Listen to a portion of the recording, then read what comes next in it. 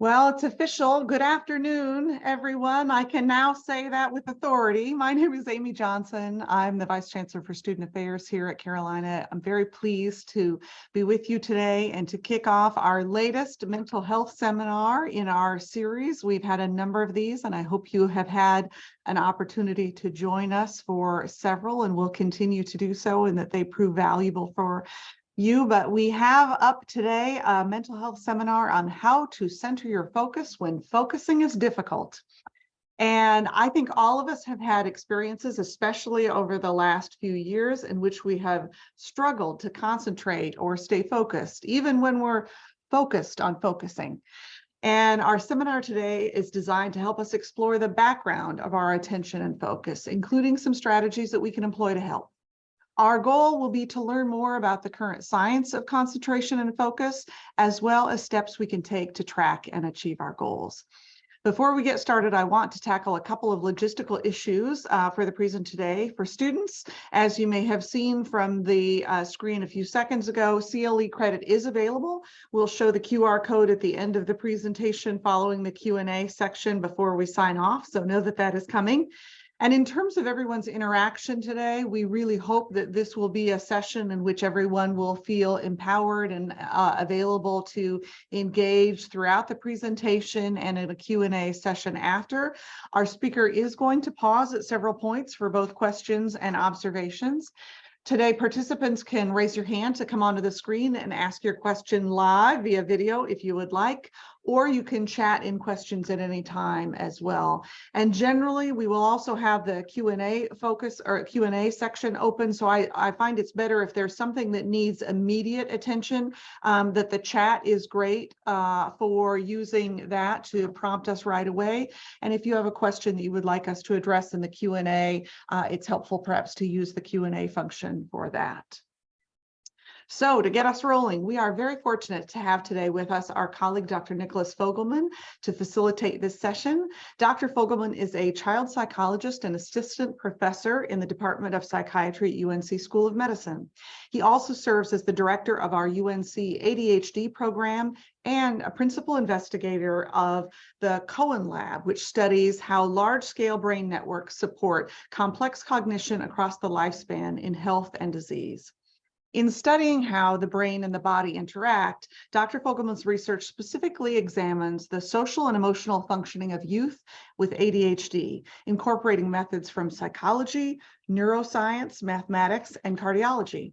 He holds his Bachelor of Science degree from Loyola University Chicago and his master's and his PhD from the University of Louisville.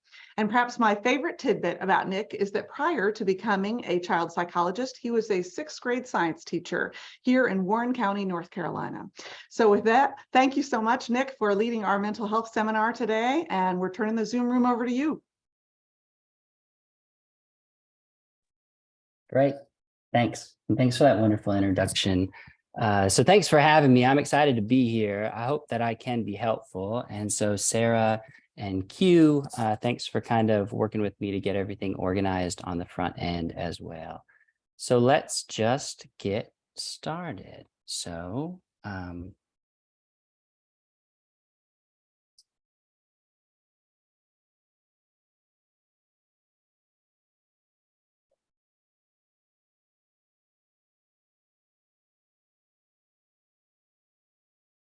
all right, and we're off.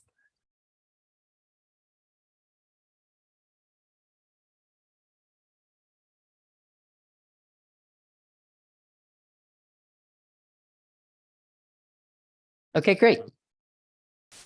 So today we're going to be talking about how to center your focus when focusing is difficult. And as Amy mentioned, this is a thing that has obviously been going on for a long time, and we all have difficulties trying to center our focus, especially when we really want to. And so I don't think I'm going to have, I don't view this presentation as being life-changing in any way. I think the goal is really just to think about some strategies that may be helpful to you, especially if your students coming up on final exams and finishing up your classes. For your staff and faculty, thinking about the activities and projects that you're doing and perhaps how you want to do them in a more efficient way. So the objectives of today are pretty simple. They're relatively basic and straightforward, but I think they're really important. And so first, I think the first objective is describing the process of attention. And I do work in a neuroscience lab. I'm not going to get too in depth on the process of attention, but what I will talk about are kind of the basics and kind of when you are having difficulty centering your attention, really being able to understand what attention is, how it works, and then how you can change your environment or implement strategies that then can be more effective for you. And then the second one is thinking about a way to modify your environment. So learning one strategy that way. And then finally, learning one applied strategy. So what can you specifically do in the moment as well? And what I'd like to do is so what I'd like to do is do this in perhaps a different way than I've done most presentations. I haven't done this before, so bear with me if it's not great. I apologize in advance, but I think it should be kind of cool. And I think it does a really good job of replicating some strategies or modeling some strategies that you can use specifically when you're trying to learn new content that's difficult. So what I'm going to do is I'll present for about 15 minutes. Now, it's not going to be exactly 15 minutes, maybe 10 minutes and maybe 20 minutes, but we're going to do a quick presentation, or I'm going to give you information about something. Then we're going to stop, we're going to take a break, and I'm going to give you writing prompts. And these are brief writing prompts just for yourself and for yourself to think about. And then we're going to take a break. And I have timers embedded in this presentation, but I should say sometimes they work, sometimes they don't. So I have my phone with me just in case. And a couple quick announcements before we get started. So you obviously know yourself best. So some of the strategies that I talk about today, they may be helpful to you, while others that I talk about are not. And I think that's a really important thing to think about. And so when you leave this conversation or presentation today, really thinking about the things that can perhaps work best for you.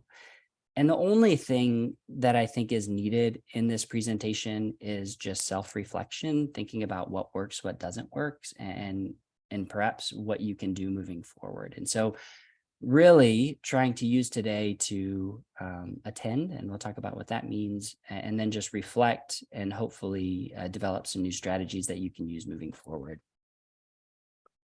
So the outline of my presentation is pretty straightforward. I want to spend the first 15-ish minutes talking about attention.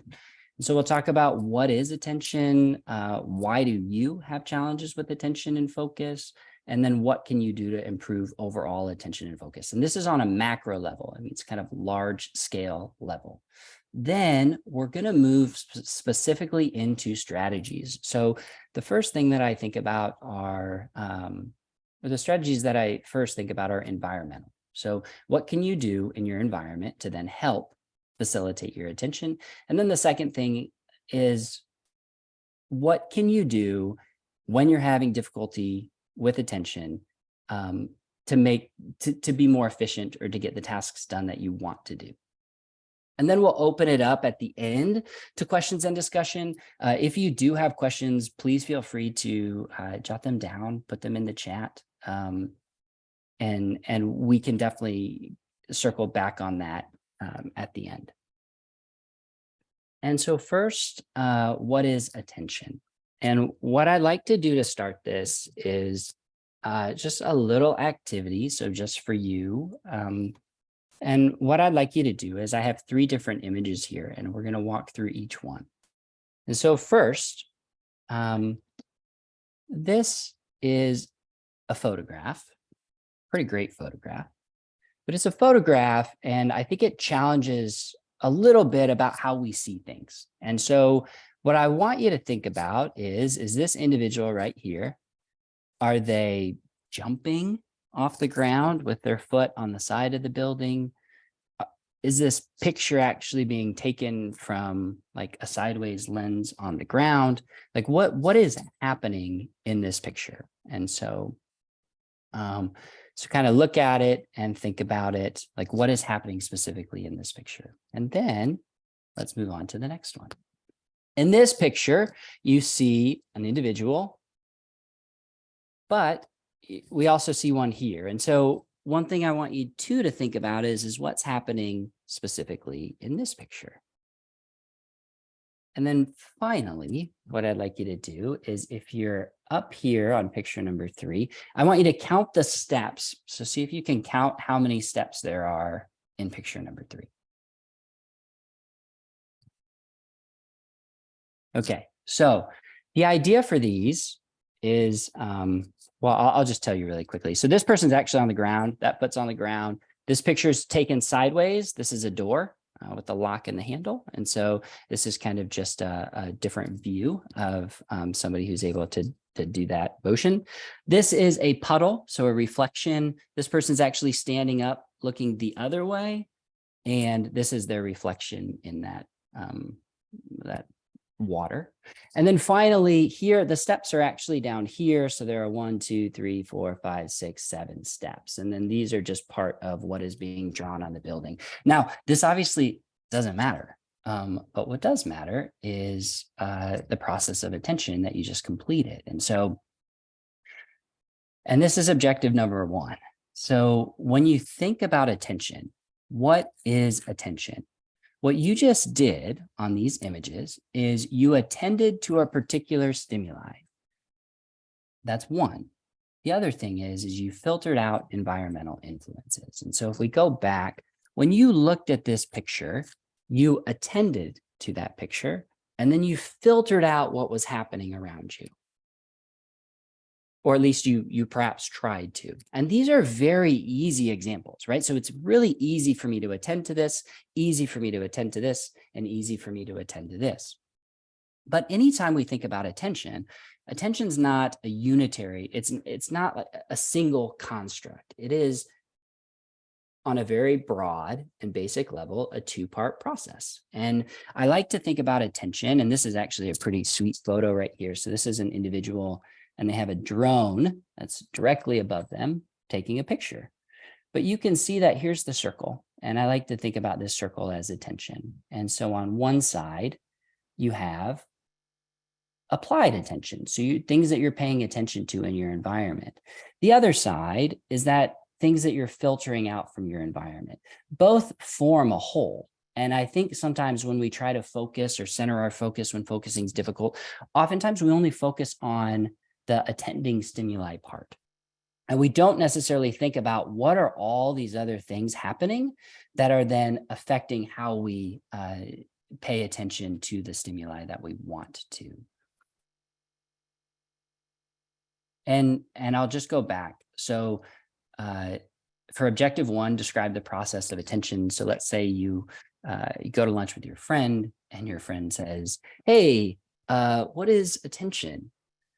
Now you can be like, oh, well, I just was at this talk and it actually has 2 parts. So one, you have to pay attention to something, and the other is you have to filter something out. And your friend's like, oh, that's awesome. Thanks. And you're like, hey, cool. You're welcome. So when you think about attention, remember, it's always 2 parts. When you want to center your focus, when you want to center your attention, you have to think about 2 things, not just one. And I think what's really important to think about is focusing our attention at times that it's difficult for us is always going to happen. It's going to happen to you at every stage of your life. There's going to be things that you want to do that you're just going to have trouble paying attention to. And that's okay. It's very natural. And here, so this is a diagram just that I put together. And so attention here is on the x-axis. Number of people is on the y-axis. And so the higher this goes, the more people there are. And as we go right here, the stronger attention becomes. And so here, so for all you statistic whizzes out there, this is a standard distribution, and this is theoretical. And so theoretical means that the mean, the median, and the mode are all right here in the middle. So if we think about just the mean, this is just somebody with average attention. And most of the time, so here we see about 70% of people have pretty average attention. And I would say I fall probably in this category, 70% of people. I have challenges with attention sometimes. Sometimes I'm decent at attention, but most of the time, I'm like right here in the middle. Then we have some individuals, so kind of this 14%-ish that are in, I would say, the high average range. They're pretty good at attention. And then we have these little parts on the very ends, these people who are really, really good at attention.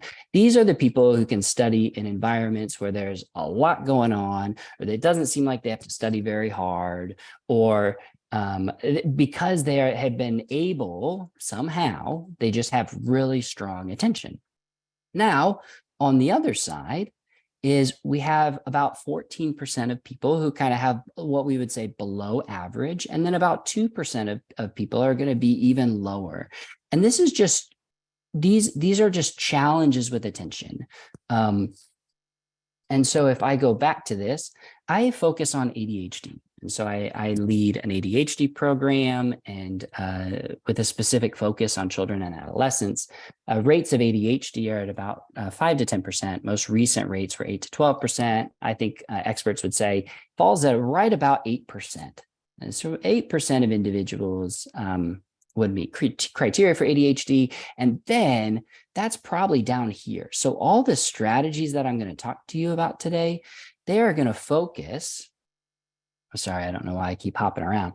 They're going to focus right here on these areas. Why is this important? Because we know that having challenges with attention is not a new phenomenon. And so we have lots of really great strategies that we can use to improve our attention. And you can see too, like the strategies that I talk about today, they're going to be helpful for any part, any number of people, but they tend to be most helpful for people who just have more difficulties with attention, more difficulties focusing, more difficulties kind of concentrating, or perhaps getting things done that they want to. And here, so again, big picture, about 70% are in the middle, about 95% are kind of in this lower average to high average range. And then we have some people on the tails, really a lot of challenges with attention and very, very few challenges with attention.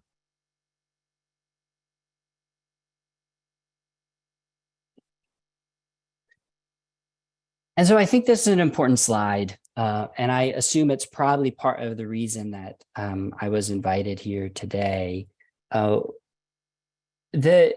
Like I said, challenges with attention are nothing new, but I think the way the world has developed is it makes attention and focus more difficult than ever. And so I remember when I was, I guess just, I graduated from high school in 2005. And when I graduated from high school, I remember going to college, and this was at a time when Facebook had just started. They just launched, and they were very focused on college populations. And I remember going over to my friend's house and scanning in a photo for my profile at the time, way back in the day. And I think, now the way that has changed, there are so many more things that are available on that platform, or just social media platforms in general, to kind of keep you involved in that content. And we have, when it used to be that you could watch a movie and then you had to rewind it before you returned it or you took it back. And now you can just, Netflix will just automatically play the next video or the next show. It makes it harder to transition. We're constantly on call with alerts, whether they're likes or whether they're emails or whether they're texts. It's constant. I've actually already had 7 or 8 texts since I've started, mainly because I have family that are moving here. But it's just constant. And most of our world now happens to look like this, where our studying, our interactions tend to be full of electronics, where we're living most of our time and putting most of our effort and most of our attention into electronics, conversations, whatever's happening, to theoretically be more efficient, but it just puts more demands on your attention. And so sometimes I think, why do people have challenges with attention and focus? And I think one of the reasons is it's really important to listen to your body. If you're having challenges with attention, if you're having challenges with the focus, there are probably reasons for that. And these are the reasons that I'm going to help think through today. A lot of people have challenges with attention because the task is difficult, and we're going to run over a little bit on this cycle. We'll make it up. The next cycle is pretty short, and then we'll finish with our third cycle. So we'll extend it a little bit. So why do we have challenges with attention and focus? Most people have more challenges with attention when the task is difficult. When you're doing something that is difficult for you, it is harder for you to try to pay attention and jump into that. And I'll walk through specific strategies for this. Most of us tend to work, or some of us tend to work really well right before the deadline. We can procrastinate, maybe we think about it, but then at the very end, oh, we can do all of this work. There's a reason that your classes actually, or classes in general, have exams. They build in deadlines, and most people will prepare. So they may procrastinate, but having deadlines is really good because it allows you to learn new information and then apply it. Learn new information and apply it. And that's kind of the purpose of exams. We actually see that individuals who are in exams or regular exams, they tend to take or learn more in those classes than classes where there are no exams, because there's no deadline on that learning. And that learning can be, for those who procrastinate, delayed. And if there's never a time to demand that learning or prompt for that learning, then it may not happen. So, and like I just talked about, being distracted and multitasking, I think these are two other areas why we have difficulty centering our attention. Attention's finite. It's not forever. It is something that you have to apply, or if you use it too much, it's gone. And so when you're multitasking, you're essentially paying poor attention to multiple tasks than you would should you just be doing one task. And the other thing, and this is something that I can't necessarily help with today, but it's a really important thing to think about. So like I said, I run this, I run an ADHD clinic, and people present to me with challenges with attention. So they say like, hey, I'm having a hard time with attention. That's one of their first things. But there are lots of reasons that can happen.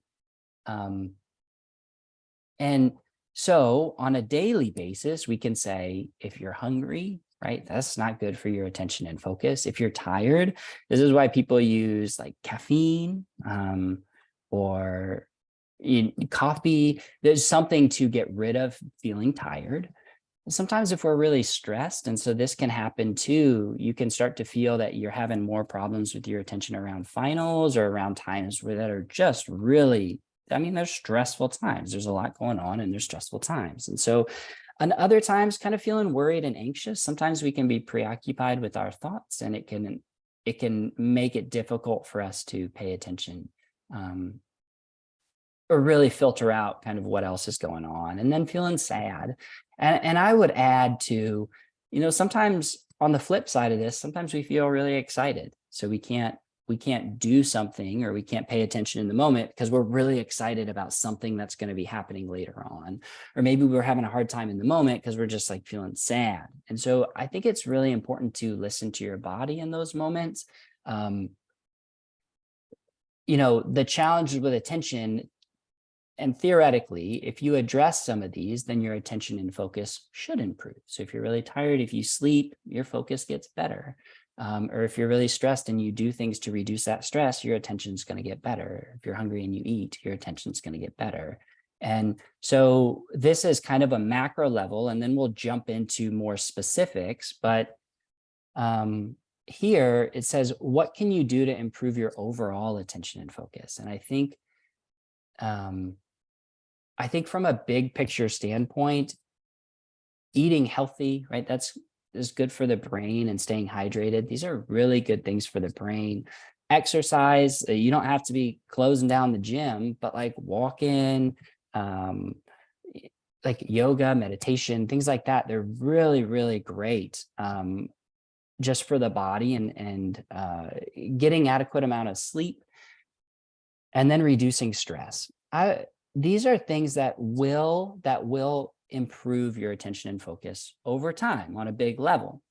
But when you're stressed, it's really hard to build in extra time for these. And again, you know, yeah, I can't work on these things specifically. I can kind of just talk about them. But where I can be helpful and where I really want to focus today is how do you reduce your environmental distractions and how do you build in strategies that help in the moment? And so if you're noticing kind of consistent concerns with attention, you may want to think about kind of broadly some of these areas. If you're having specific challenges for certain tasks or activities, I want you to think maybe more some of these. And so if we go back, here are the things that we'll talk about. This is what I hopefully can be helpful with today. Those difficult tasks, that procrastination, being distracted and multitasking when you're trying to do something.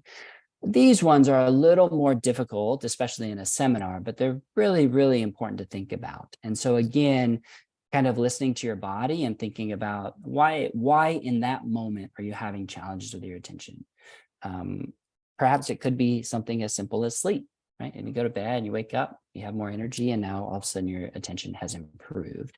So now I want to switch gears so that this cycle is now almost finished. I want to switch gears now, and I want to go right to a writing prompt. And so for all of you who brought your fountain pens or like whatever you have to write on, if you could just take time and answer these questions. And if you don't, you can pull up a Word document. Maybe you just want to think about them. Basically, what I want you to think about is how do you best center your focus? That's it. And so take 3 minutes to do that.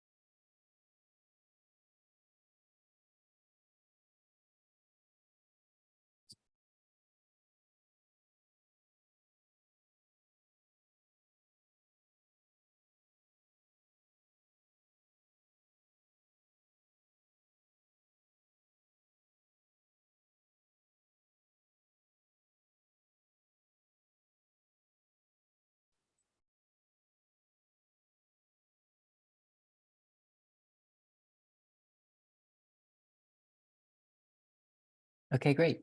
So time's up. And so in that first writing prompt, really thinking about like where do you work best? So what does that environment look like? So I didn't want to give too many thoughts up front, but what does it really look like? And I'll kind of walk through this next. Are you by yourself or with others? What time of day do you work best? And then how do you prefer to complete your tasks? And so thanks for taking time to do that reflection and really thinking about how you best center your focus. And so now let's move on. We are going to move on to a break. And so now we'll just take 2 minutes. Actually, let me pause this really quickly. So for breaks, and I'm going to get into this, I kind of just started a break without telling you about the break. But breaks, the way you do breaks is if you are able, you typically move away from your setting. So if you're studying in one setting, if you're working from one setting, for a break, if you stay in the same setting, most people, what they'll do is they'll get on their phone, they'll go to internet, whatever it is, check messages. For a true break, you want to leave what you're doing, and not just like leave, like just give yourself a real break from electronics or what you're doing in the moment. And so most of the time, so good recommendations if you're able, like be going to get a drink, using the bathroom, walking around, but kind of just use this 2 minutes to kind of model. And so take a break or do it yet, whatever you need to do. And then we'll pick up next with environmental things or environmental modifications.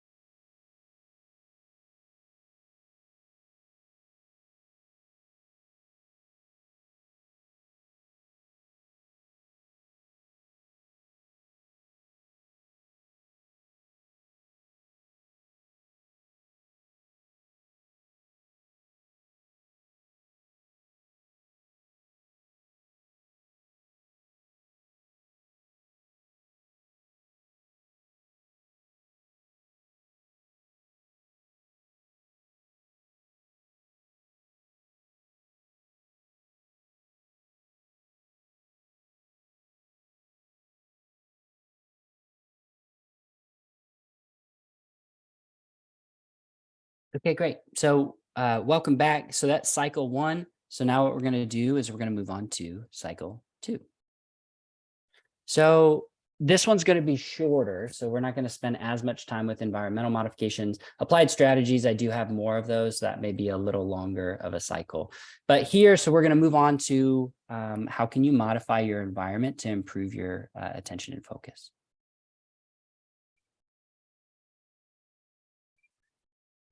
Okay, so remember that attention's a 2-part process. And so to improve your attention, you have to think about not only developing strategies in the moment for your attention, but you also have to think about strategies to filter out what else is going on. And so the first thing is really thinking about how do you reduce the distractions in your environment? And I typically like to say the way that you can center your focus and your attention when it's difficult is you've created some system or some environment that you can go back to time and time again when you have challenging tasks. So typically recommend completing work in a quiet setting. So it doesn't have to be silent, but quiet typically is best. And the question is why quiet? Well, because noise is a big is a very big stimuli. So this is why people aren't studying at baseball games or raves or something, right? Because the stimuli that's going on around you is going to be more powerful than the stimuli that you're trying to attend to. So in these cases, the first step is really thinking about some quiet environment that works for you. So maybe it's the library, those tend to be quiet. Maybe it's a space, and it doesn't matter where that is. Maybe it's coffee shop. Remember, you have to think about, yourself, and what you just answered, the first prompt you just did was all about how do you best center your focus. And so really thinking about that environment where you best center your focus, how are you reducing distractions? And so one is making sure that you can be in some quiet environment. Two, turning off or limiting access to electronics. So because you get alerts all the time or phone calls all the time, or something is happening all the time, news all the time. If you have difficult, important tasks, you can put your phone on airplane mode, or you can mute your notifications. Whatever it is, just know right now, as you think through it, like, where are you getting distracted? What are things that are happening in your life that are taking you away from tasks that you want to do? And oftentimes cell phones are a huge reason. So thinking about how do you manage that? You don't have to throw your cell phone in a lake, but how do you manage that in times when you really need to center your attention? And this is kind of old school, but effective. So do not disturb signs. So there are ways in which you can communicate to others that you're doing something. And so if somebody needs your attention in that moment, you can say, can I call you back? Or is this an emergency? And really just letting others know that, hey, this is your time to study, or hey, this is your time to complete a task. And so whether that's, again, putting something like a do not disturb sign, it can be really effective because it takes away, you don't have to be distracted in the moment, or you don't have to change your attention in the moment to tell people what's going on. You can have some symbol or something that lets people know not to interrupt you in that moment. And then I know calendars are used very frequently, especially online calendars. I think can be great for a lot of reasons, but what I think helps is if you can block out a consistent time in your day to do the same thing. So whatever that environment is where you're studying or you're trying to complete a task, you want to do something the same day in the same environment, same time. And the reason that you do that is you build that into a habit. And so things become much easier for you. So kind of thinking about that. And then this is a really important one. One of the first recommendations for ADHD, especially in children, is like, hey, they need to sit in the front of the classroom next to their teacher for a couple of reasons. One, to help them with attention. So if they're paying attention to other kids in the class, we don't want that. So put them right in the front next to the teacher. It also allows the teacher to kind of prompt for their attention if there are any challenges with behavior. So in this case, if you know yourself and you're like, hey, if I'm at the back of the class, I fall asleep. Or if like I'm in the middle of the class, I get distracted by whatever this person is doing in front of me or around me, move and sit somewhere where you limit your distractions. Also, you're less likely to fall asleep if you sit at the front of the class. Well, maybe you do, I don't know. But if you can do that, you're getting rid of visual stimuli. That's an important thing to think about. Even if you're working with a group or at an office, if there are presentations, being able to sit closer to that presenter is going to minimize the amount of other stimuli that are going to interfere with the information that you're trying to acquire or learn. So here, Step one, I'm sure you've heard all of these things before, but remember the reason that these are recommended is because attention is a two-part process. And so that second part is filtering out. You don't want that stimuli in your environment to be too strong, otherwise it will interfere with the stimuli you're trying to attend to. And so then next, this is equally important. So it is important for your environment when you're trying to center your attention to be comfortable, but you don't want to be too comfortable. So you don't want to be doing tasks in your bed where you could fall asleep. You don't want to be doing tasks in the dark where you could, I don't know, fall asleep or not see something. The way that's best to do tasks or assignments is using appropriate lighting and kind of knowing what that is. Some people like dim light, some people like bright light, some people like morning light, some people like in the evening or at night when there may be fewer distractions. This one, so using a flat table or desk sounds really simple, but you'd be amazed at how many people do stuff on the carpet, on the floor, in their bed, on the bus. I mean, whatever it is.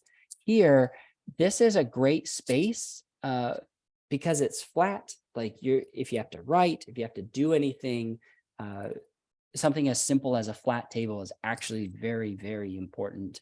You don't want the space to be too hot or too cold. That's pretty straightforward, but an important thing to think about. If you go to the basement of the library, it's freezing. Or if you go, I don't know, the top and it's super hot, those are environments that aren't going to be super helpful for you. This is why studying outside in the summer, sure, you may be able to do it and maybe it's effective and it's great for reading, but if it gets too hot, or if you're trying to do things too cold, like that stimuli is stronger than your attention. So it's going to take away from it. This is a body need. Like your body wants a comfortable space. And so if you're not in that, that's going to be the body's need over attention to something. This is interesting in that the music that you listen to, pretty much, I would say most people are listening to something while they're doing their homework or while they're working. I think that's great.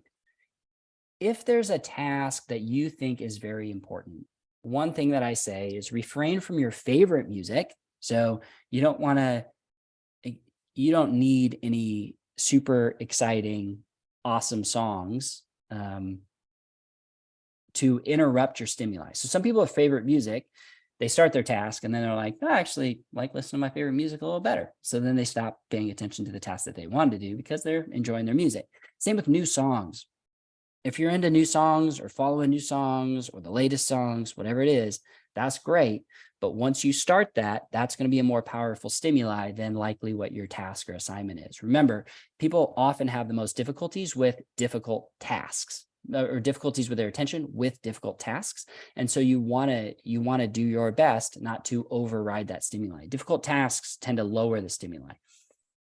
So then, and finally, I think this is really important. Don't go in open-ended. Like if you're going to the library, don't go open-ended and be like, I'll just go and I'll just do that. No, you should have start times and stop times. Why that's really important is because it'll train you to actually, be working on your assignment or be working on your task while you're in that space. If you go open-ended, you're more likely to take breaks, more likely to get distracted, more likely to surf the internet, whatever it is, I don't know. But you want to go in with concrete end times because you are imposing a deadline on yourself. And I would say too, so sometimes I often, the kids that I work with ADHD, they may spend several hours doing homework. And what we do is we go in and we make a pretty solid stop time. And then we kind of build in more effective strategies so that they're no longer having to study all the time. And here, while this picture is great, looks like a wonderful place to read a book. If you want to center your focus, you can't go to this dock every time. Like the weather's going to change, the wind's going to change, so you're not going to be able to do that. So you have to create an environment where you can go to every time. It's kind of like going back to the well. Like create your well, get your space, and go back to it when you need to. Go back to it when you need to. If this is it, that's great. Use it when it's nice, capitalize on it, but this should not be your primary space. Like that's not because when you need to center your focus, and let's say you've created this awesome space, great, and now it's snowing, or now the waves are really high, you can't go out there. Well, that's then going to make it even more difficult for you to pay attention when you need to. And so here again, know yourself. So what I just talked about, maybe it works for you, maybe it won't, but know yourself and really think about some of the things that you can do to modify your environment. And finally, repeat.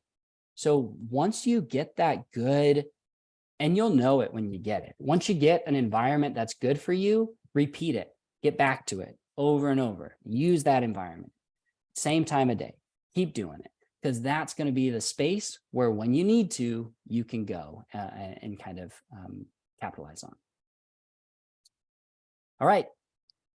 So cycle 2 is pretty much over. So let's move on to another prompt. So this is the objective number 2, and it's really thinking about that one strategy you can use to modify your environment. So I want you to think about the things that I just talked about, and if there's one that you can use, I want you to think about which one would it be, and then how you would plan to implement it, and lastly, why is that the one that's going to be most effective for you?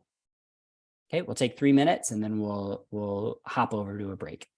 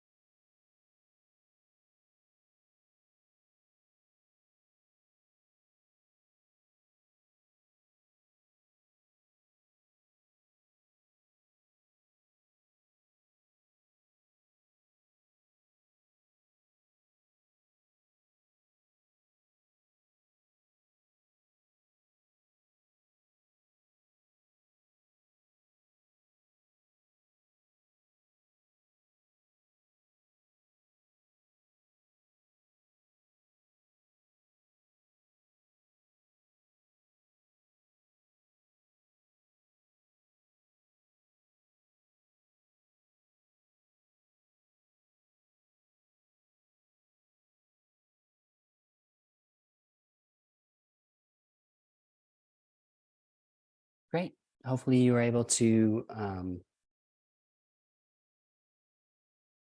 sorry. Okay, so hopefully you were able to write something down. Hopefully there's something or some way that you can modify your environment or think about that, like the well, or like some area that you can create that's going to be free of distractions for you. Hopefully that will be helpful to think about. And so thanks for taking time to do some reflection on that. And now let's move on to our break. We're going to take a break. So if you are able, so this is the time. I have one more cycle once we're finished. This is a good time to, if you're able to kind of get up, move around. Otherwise, just do something without screens.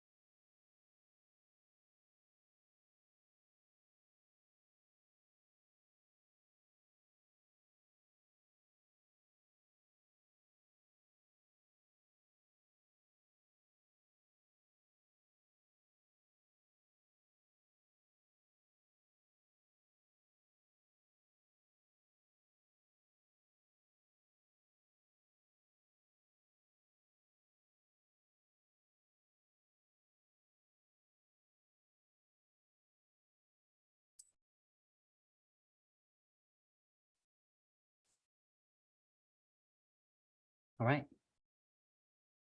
So here we go. So this is our final cycle. So up to now, I think really thinking about the objectives we've talked about. So thinking about attention as a two-part process, right? So really thinking about how do we improve the way we attend to stimuli, and then how do we filter out our environment better. And then that learning that one environmental modification. So we focus specifically on filtering things out. Now what we're going to do is focusing on strategies you can use in the moment to improve your attention. So before we really get started, so here, remember those deadlines are actually super effective. So if you can create a deadline for yourself and stick to it and pace yourself with realistic expectations, you can often keep your attention pretty strong throughout. Oftentimes when we run out of attention is because we are delayed, we're trying to do too many things at once, we're focusing our attention elsewhere, or we're trying to do things at the last minute. So in this case, it would be setting these artificial deadlines and then pacing yourself to get there. So if you have, a writing assignment, or if you have a task, thinking really about backwards planning. If you're supposed to have that done by X date, what are the steps that you need to do along the way? And then how do you keep yourself on those timelines? And so one thing I think is really important is allocating additional time. I think there's a very normal, so for those who do have challenges with attention or procrastinate, oftentimes kind of working really hard to study for a test right before the test. Maybe they stay up all night. But then there's always this conversation that's like, well, what if I did that the night before? And then what if I just like reviewed today? How much better could I have done on that? Or if you rush to turn something in at the last minute and you're like, well, what if I had one more day, right? Or I would have done so much better if I had one more day. So the idea is planning those things. If you'd benefit from one more day, then thinking about it that way. And that also gives you extra time to correct mistakes or double check for errors. And finally, so there's something called the PREMAC principle, and I use it on kids all the time. It kind of creates rewards for effort. And so an example of a PREMAC principle would be like if if you pick up your room, then we can go out for ice cream. And so the idea is for you to get the ice cream or for you to get whatever it is you want, you have to do something first. And so here you want to create rewards. And so maybe you say, well, I'm going to study, or I'm going to finish 2 parts of this project. After that, I'm going to treat myself to something. Maybe it's spending time with a friend, whatever it is you like to do. I'm sure there are a million things that are out there. So think about that. How do you build in rewards for your effort? I'm going to do this first. Once I do this, then I can do this, and really use it as a way. If you don't do it, then you don't get to do it. And this is kind of that, I don't know, it's tough. For kids, it's pretty straightforward because they have somebody who's helping them, right? If you don't clean your room, then you don't get ice cream. But for adults, sometimes they'll be like, nah, I'll just get the ice cream anyway. That's fine. But if you really want to use this incentive to help you get your tasks done, then you have to adhere to it. So I am going to get this ice cream once I do my tasks. So the PREMAC principle, it's probably I would say one of the most effective strategies for kids, just when praising or like when focusing on effort. So, if you do some effort, then you can get something else that you want. And then here, and I mentioned this a little bit earlier, but dividing assignments. And so really thinking about assignments as being small parts of a whole.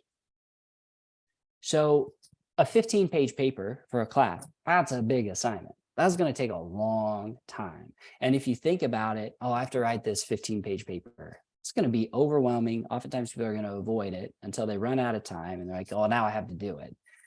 Instead of it, you would think about it as, well, let's use an 18-page paper as an example because they're 9 sticky notes. And so you would say, okay, well, I'm going to think about it. Maybe I'll create my outline and then I'll write a couple pages. One day I'll write a couple pages next. I'll write a couple pages next. And then I'll use an extra day or 2 just to review it. I don't know how realistic that is. I know the demands that are placed on students specifically in college or graduate students or postdocs, even faculty, high school students. I mean, there are lots of demands placed on people now. And so, I don't know how feasible this is for every class, and it's likely not.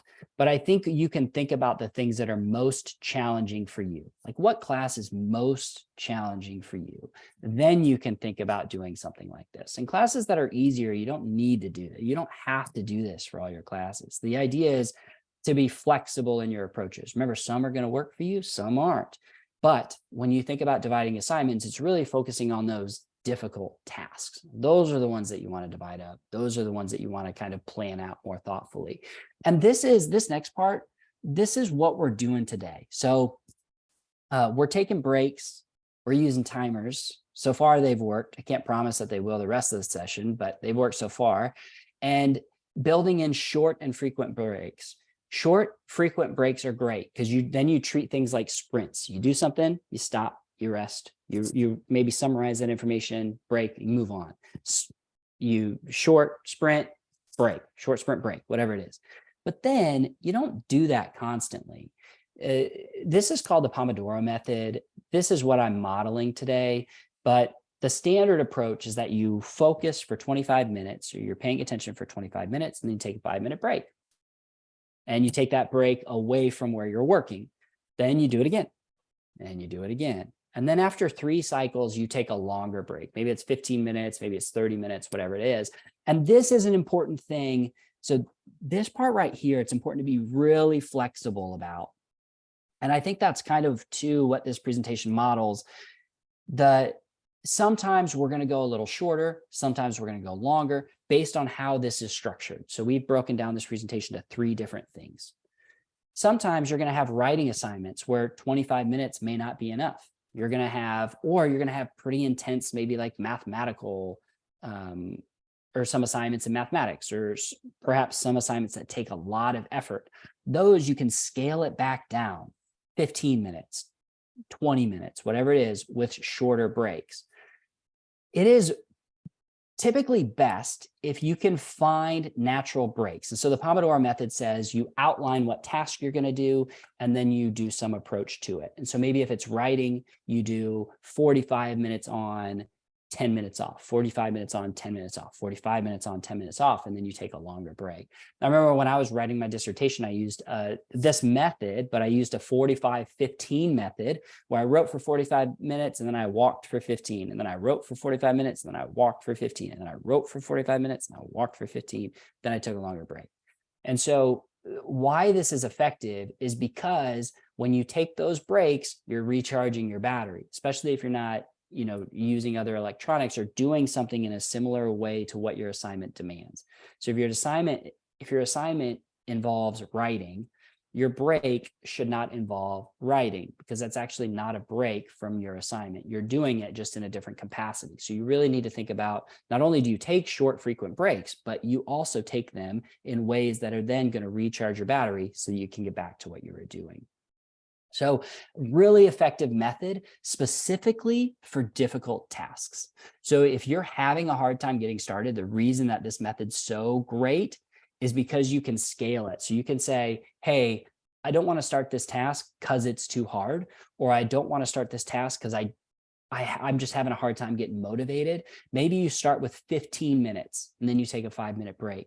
When you do that, oftentimes the hardest part of anything is getting started. It's like rolling a boulder. Hardest part is getting started. Once you do, it's easier to get back to it. So for those difficult things that you're doing or that are in your life, do something short, and then it'll get easier. Then you can build in longer durations over time, whatever works best for you, but really thinking this is great for difficult tasks. And you may have other methods that are way better. That's awesome. So next, oftentimes people too have challenges with attention focus because things are hard. Well, what can you do when things are difficult is you can ask for help. So you can ask your friends, you can ask your instructors, you can ask your supervisors, you can ask your colleagues. It doesn't matter, but if you sit and you're spending all your time trying to figure something out and you're just having a hard time, ask for help.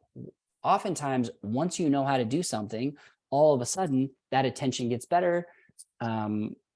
It's going to be easier for you to do it.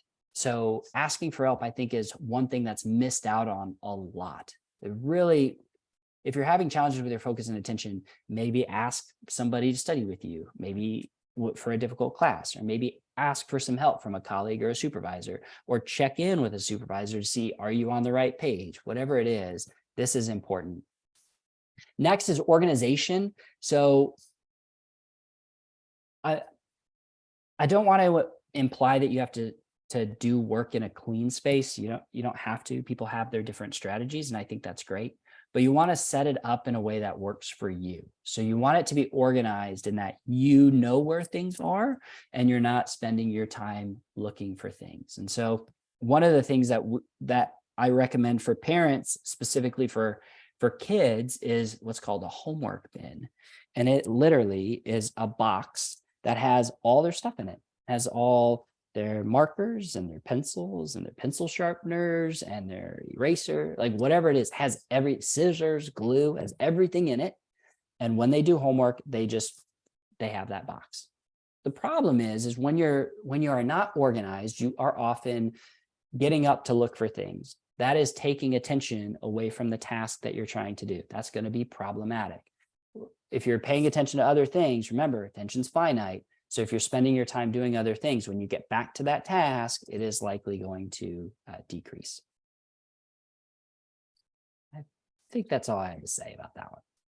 Finally, so some additional strategies. These ones are pretty somewhat straightforward, but I think it's super important when you are having challenges centering your focus, thinking about the why piece. So really thinking about your environment or the strategies you can use, or why are you having challenges with your attention? Strategies you can use, you can highlight important information as you read. Sometimes that's hard for people because you highlight the whole thing. So you don't want to do that. If you feel like you can identify main themes, highlighting important information is great. If you feel like when you read, you get caught up and everything seems equally important, then maybe what you need to do is summarize it through writing or summarize it through a quick one sentence after you read something. It's important to be really creative with these because, again, different strategies work for different people. Sometimes listening to audiobooks, and this is actually a very common approach, but listening to some audio recording as you're following in the text, the multiple inputs tends to be very effective. So if you're learning new information, if you can figure out a way to create multiple inputs, you're likely going to learn that information better than had you just had one input. And again, remember that spectrum. So some people are really good at attention, and maybe people can just sit down and read, and then all of a sudden they know all the information. That's not all people. And so really think about what works best for you. Sometimes people use online tutorials, and those work really well. If you're in a class and you're learning something, feel free to watch someone else present similar information online. You can obviously find anything you want. Now, there are a couple things I wanted to mention at the end. So distraction-free products, this is a big business. There are many companies that are trying to help you get less distracted, while other companies are trying to help you get distracted more. So there are browsers now. So for ADHD specifically, there are some browsers that are being used or that don't allow access to certain things. So when you use it, it doesn't allow you to kind of go all over the place. So sometimes distraction-free browsers, there are typewriters now that are distraction-free. There are lots of things. There are even companies where you pay them to take your phone away and you go in and work in a distraction-free environment.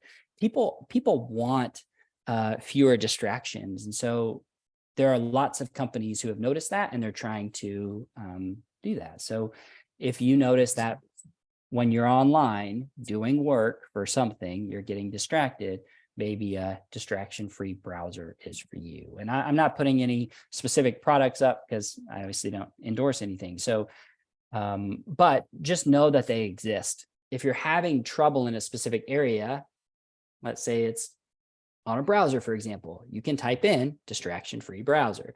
Or let's say you're having challenges in another area, you can type distraction-free, whatever that is. And I'm sure there's a product or something in beta that is there for you. And then to summarize, again, about these strategies. So know yourself. So do what works best for you and not what works best for others, and repeat it. Once you find something that works, don't do what Sally's doing or Johnny's doing. Do what works for you. If there's a certain method that works, a certain space that works, that's what you need to do over and over. The reason is because we all have challenges centering our attention and focus. Go back to those strategies, and that's what's going to help you get through it. If you feel like, hey, I don't actually have any successful strategies, well, then I think really thinking about this presentation and then what strategies can you implement that then can be most helpful. And so now let's move on. We're going to do one quick writing prompt again, and then I'll summarize, and then we will be finished for the day. So let's take one more minute to reflect, and we'll come back together with a quick break.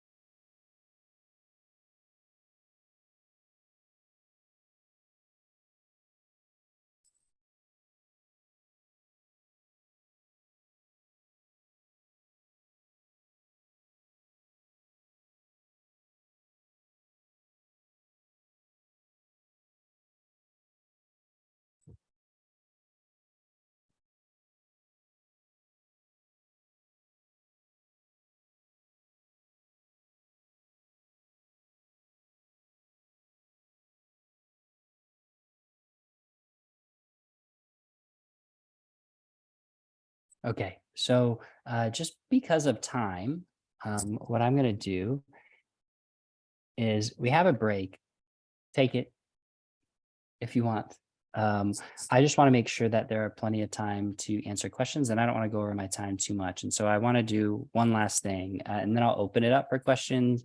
But now would be a time where you would take uh, a longer break, really, if you were doing the Pomodoro method. So we have that first cycle, break, second cycle, break, third cycle, then we take a longer break. And so this would be something that you would actually take a longer break for. Feel free if you need it. That sounds great to me. Otherwise, let me transition. I'm going to say a couple more things, and then I'm going to open it up for questions. Questions, discussion. So I think this is just my, like, how I would answer this question. And remember, it's different for everybody. So if somebody asked me, how would you center your focus when focusing is difficult? What I would say is I would create a predictable environment that's comfortable and free of distractions. That's what I would do. It's the first thing I would do. I would figure out what that is for me. Looks different for others, but that's what I would do for me. Then I would take my most challenging assignments and I would break them down into smaller pieces.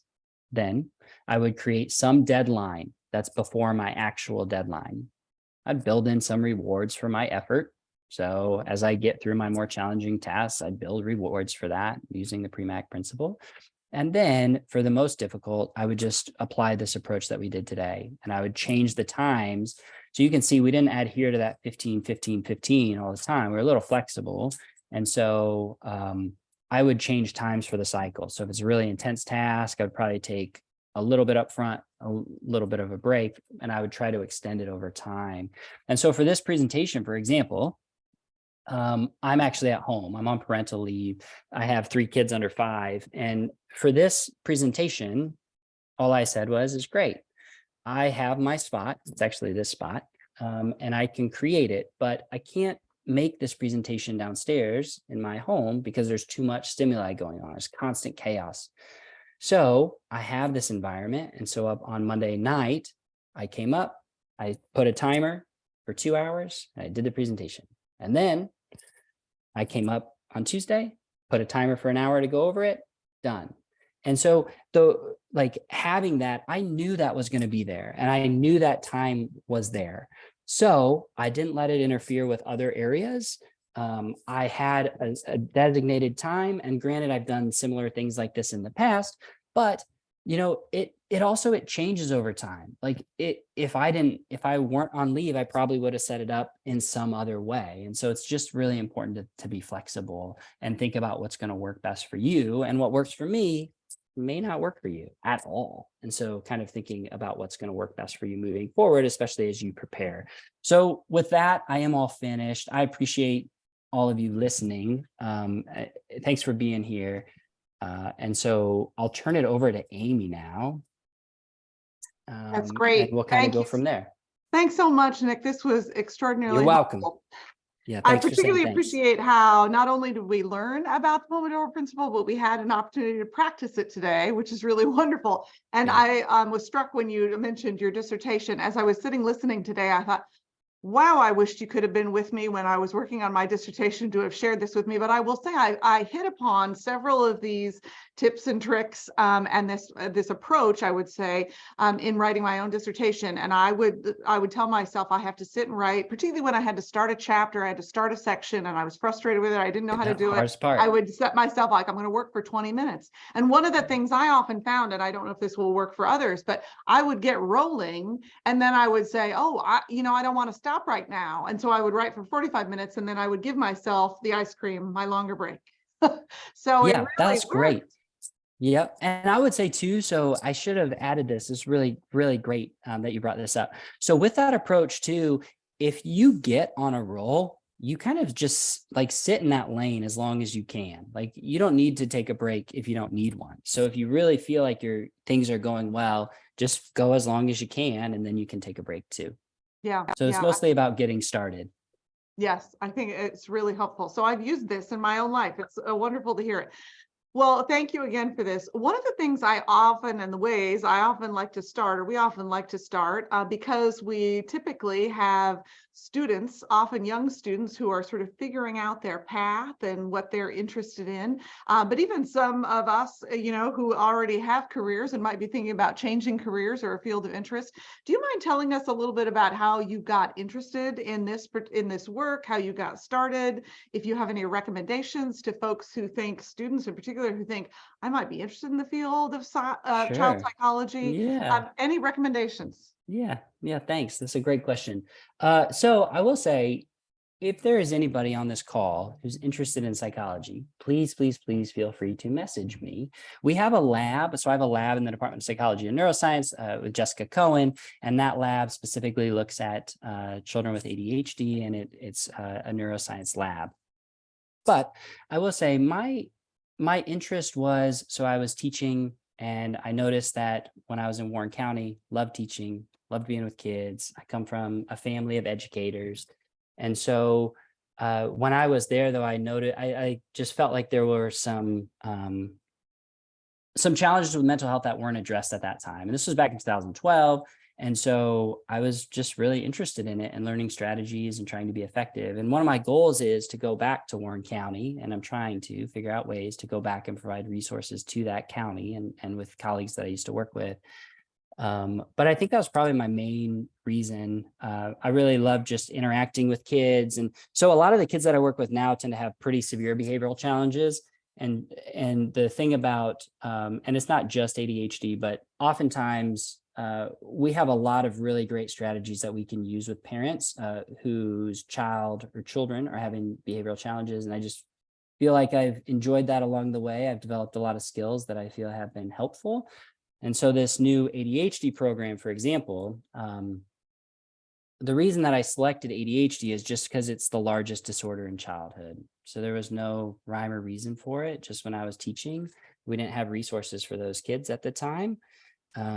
And so I kind of went off and learned those strategies, and then I'm trying to apply them back here to the state. So for example, I also have a behavioral parent training group that I use where I train parents on strategies for their kids, really just ADHD focus and disseminating treatments and things like that. Great. That's really Yeah. helpful. Yeah. Thank you for that. Please, I think Sarah has noted in the chat, if you have questions for Dr. Fogleman, you can put them in the chat. You can include them in the Q&A. We would be glad for that. We'll have a couple of questions just here at the outset, but please send those in to us so that we can make sure to pepper him with everything we want to know about. So we already have a question in the Q&A section, which is similar to one that I actually had. So I appreciate this. How do I know if my concentration issue is due to depression, anxiety, or ADHD? I've never been tested for ADHD.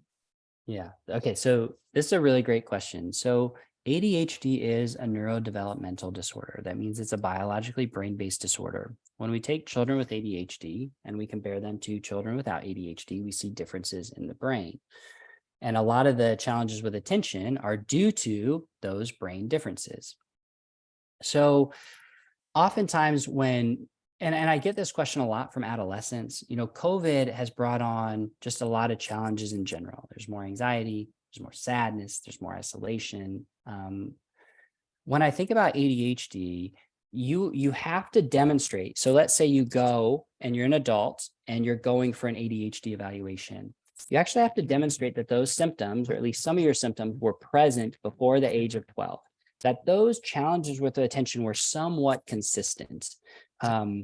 And it just became like until you got to a certain age or tasks were challenging enough that they started to become more impairing in your daily life. And so the question of, is it ADHD or is it anxiety and sadness? Oftentimes, if it's anxiety or sadness, it maps on, your challenges with attention tend to map on when you're feeling anxious or when you're feeling sad. That's when you're having the most challenges with your attention.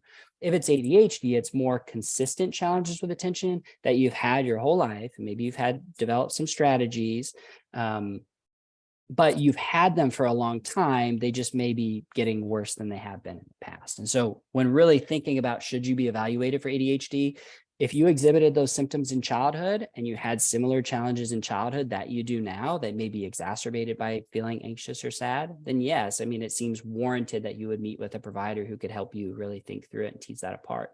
If your challenges to attention are new and perhaps they've been brought on by the COVID pandemic or just whatever's happening in your life, then I would say it's probably more likely due to anxiety and sadness than it would be to a neurodevelopmental disorder such as ADHD. I appreciate that. I'm wondering if the answer to my question may be similar to the one that you just shared. I was curious to know, for those of us who are parents or those of us who are experiencing these symptoms, is there a threshold generally or some sort of barometer that you might give generally? And I know this may be hard to do, but when is something sort of a more garden variety challenge with attention and distraction? And when is it at a time in which you would say it might be wise to consult with an expert and consider getting some treatment? So what we typically like to say with ADHD is that it's not a disorder unless it causes impairment. So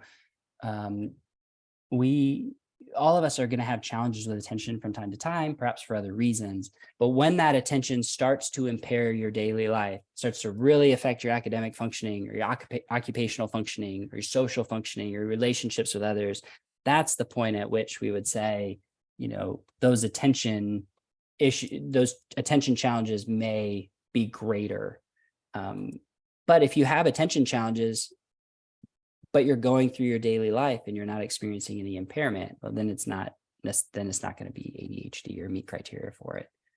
Okay, really helpful. And it has to. So in ADHD too, those challenges with attention or overactivity or impulse control, they have to occur in more than one environment.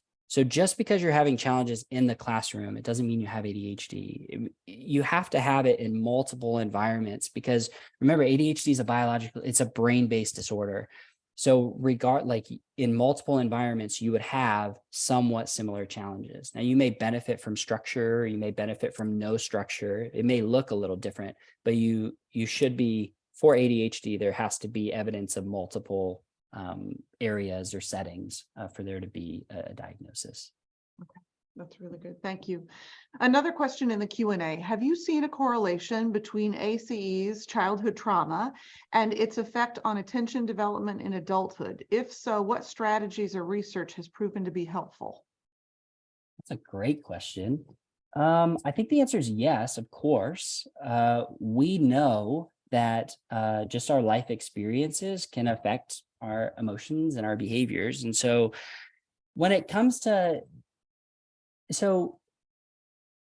with ADHD, since it is a brain-based disorder, to take a step back, if there's ADHD and anxiety, for example, if somebody has ADHD and they feel anxious, we typically treat the ADHD piece first, as long as the anxiety is mild to moderate, treat the ADHD first, and then theoretically that should help because most people's anxiety becomes secondary to their ADHD. So it develops from challenges in academics or social functioning or something that we can address through ADHD.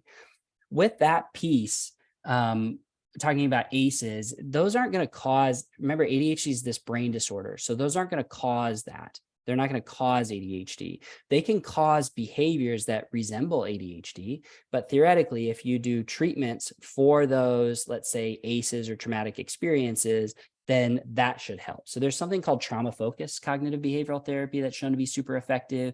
In young children, there's something called parent-child interaction therapy, shown to be pretty effective. So those are probably the strategies because you want to address what's causing the challenges. And we have these behavioral strategies that will help for a lot of behaviors, but most of the time, if you want kind of the most effective interventions, you would do the intervention that then focuses on what is then leading to these other behaviors. So I hope that answered the question.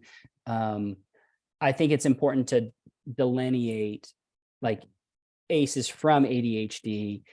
And then if ACEs are causing some behaviors that may resemble ADHD, maybe it is ADHD, that you would focus on kind of addressing those I guess, initial symptoms or where they stem from. Okay. We have another question that came in. That was a really good question, by the way. The last question was really good. We typically have really great Yeah. questions in these sessions. It's Really wonderful. thoughtful. Another question that came in through the chat, an individual would like to hear more about attention focus strategies for the double diagnosis of ADHD and OCD. Maybe a lot to bite off in the remaining 3 minutes that we have, but give it a whirl. Yeah. So this is also challenging and probably requires more conversation. The strategies that I talked about are specific for attention, and I would say attention in the moment.